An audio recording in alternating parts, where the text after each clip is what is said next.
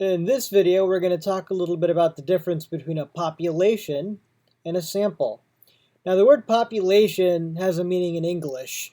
Usually it just means the total number of people in that region or something, right? That's the population. In stats, population, though, refers to all the people that the research question applies to. So let's think about what that means. So if your research question is, what is the average income of all people in Chicago, of all adults in Chicago? Well, then the population is all adults in Chicago. If, on the other hand, your research question is, what's the average age of all students at the University of Michigan? Well, then the population is all students at the University of Michigan.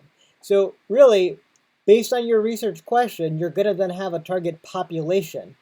And if you're somehow able to survey everybody in that population, then what you have is called a census. A census is basically when you're able to ask and get everybody in the population. Now, the thing about it is, unless your research question is very narrow, it's going to be very expensive to do a census. It's going to be really expensive to ask every single adult in Chicago or even every single student at the University of Michigan. And so, in general, if your research question is probably something that you can do a census for, it's probably not an interesting research question. So what happens is, for most of the questions that we want to try to answer, we can't actually access the entire population, and so instead, we're going to take a sample. So a sample is a part of the population. So let me just write this down here. So population versus sample. And for the population, the notation uses this. So for your population, again, this is something that you usually can't get access to, this number, but the population's average is called mu. So this is the population mean. Right, so the population mean, the notation is mu. The sample mean, on the other hand, is the notation is x bar. That's the mean for your sample. And the formula for these is basically the same. It's just adding up all the individuals in your sample, dividing it by your sample size n, and this you could say I goes from 1 through n. And here, usually a common thing to do is lowercase n is the number of people in your sample, and like capital N is the number of people in your population. So then this mean is just the same thing. You're adding up all the individuals, but this time in your entire population divided by this instead of just your sample. All right. So again, this is the one that you want, but this is the one that you're going to get. And as we're going to see, the next sort of thing to do is, what inferences can we make about this, the thing that we want, based on just this information? All right, so anyway, so the notation is for this is your population mean.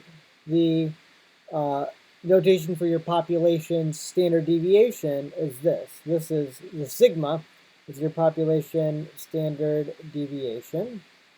And the formula for that is, just the usual formula for standard deviation, the sum of xi minus mu, right, the overall mean, as I goes from 1 through n all over n.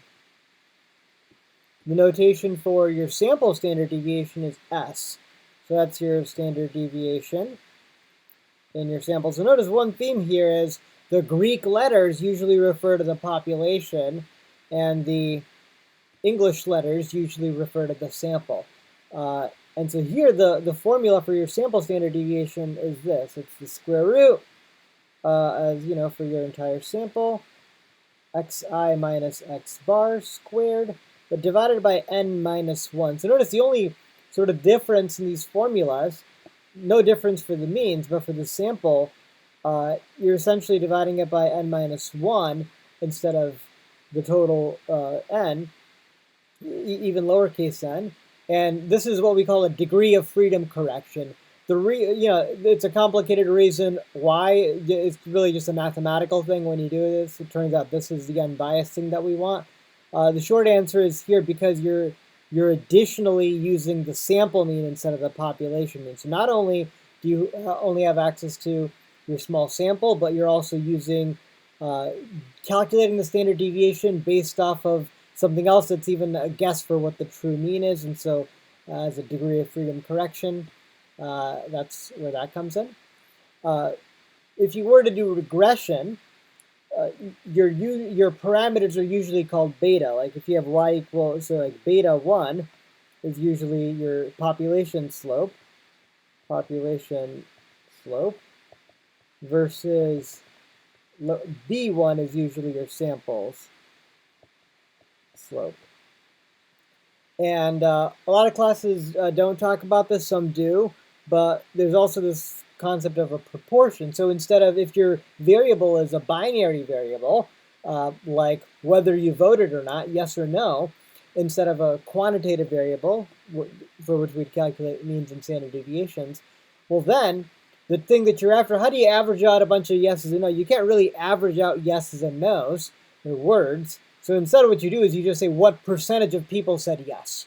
And that's sort of the population parameter that you're after, and that's called P.